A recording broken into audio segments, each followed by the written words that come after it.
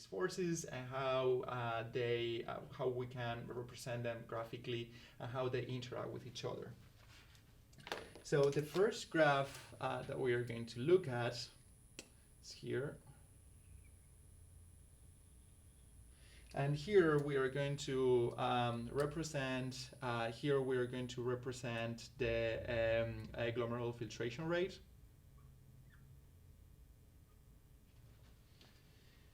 Or, sorry, that's for the next graph.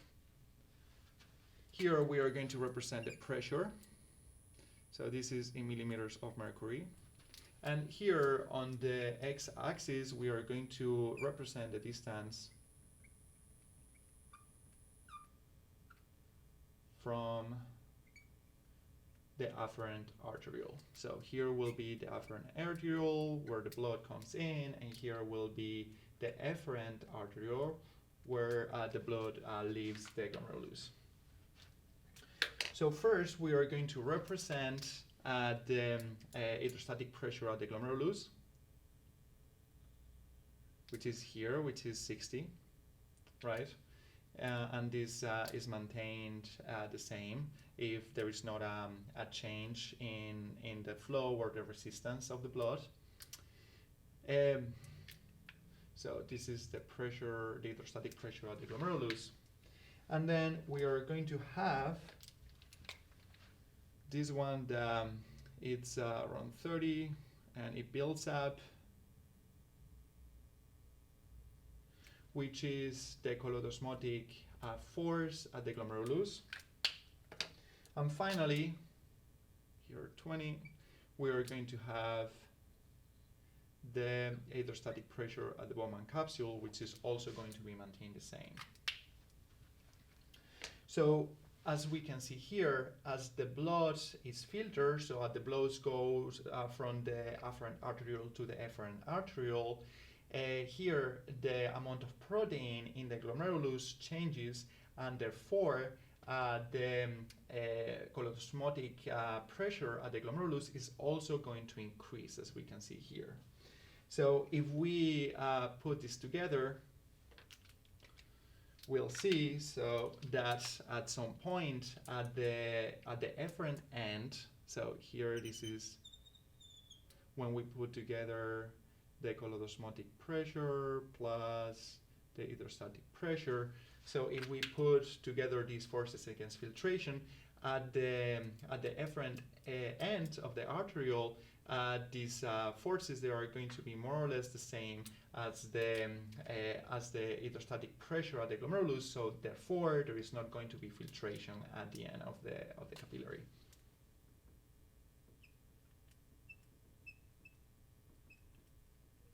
So all the filtration happens here at the start of the glomerulus in the afferent end of the arteriole, in comparison to here at the efferent end where the blood goes, that no filtration happens because the addition of the two forces is almost the same as the hydrostatic pressure of the glomerulus. So we are going to look at also at how the glomerular filtration the glomerular filtration rate changes with the flux. So here the glomerular filtration rate is going to depend on the flux of blood. So if we have here another graph, and we are going to have here the EFR, so the glomerular filtration rate, and here we are going to have the flux, and this is milliliters per minute, and this is also milliliters per minute. So we are going to have that the optimal glomerular filtration rate, so that is like around 100% of glomerular filtration.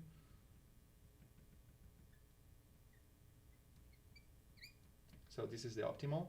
Is going to happen when the flux is 600 milliliters per minute. So in this zone, as we increase the flux, the glomerular filtration rate is also going to increase until this 100%. And then after this 100%, we are going to have a plateau. So this happens because when we arrive to a limit of the flux, the blood is going too quickly, and there's not enough time for the filtration to happen.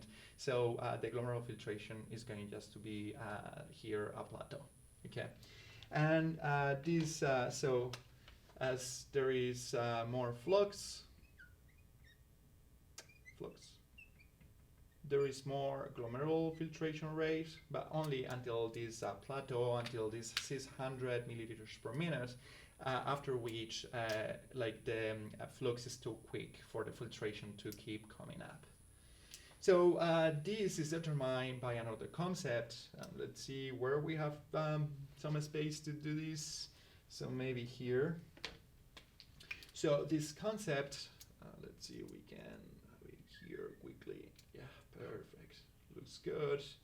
So this is going to determine by the filtration fraction. So the filtration fraction is going to be equal to the GFR, glomerular filtration rate, divided by the flux. Okay.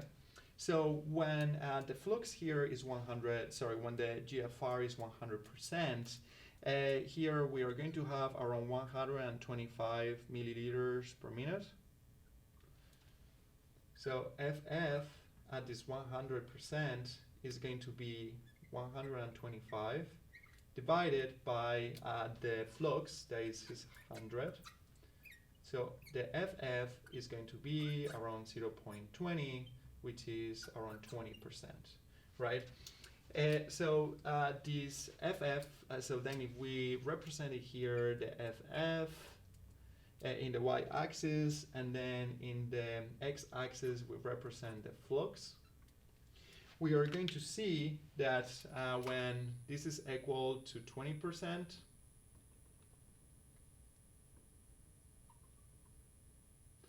so we are going to see that this is going to come here to 20%, and after the 20%,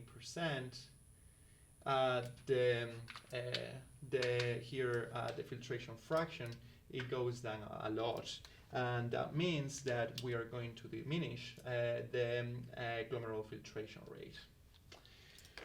Okay, so now we have seen how the whole process of egg secretion is determined by the absorption and the filtration, and then we have also seen the Starling forces that are going to determine the filtration here at the glomerulus, and then we have seen graphically the different relationships between the forces, the glomerular filtration rate, and also the filtration fraction.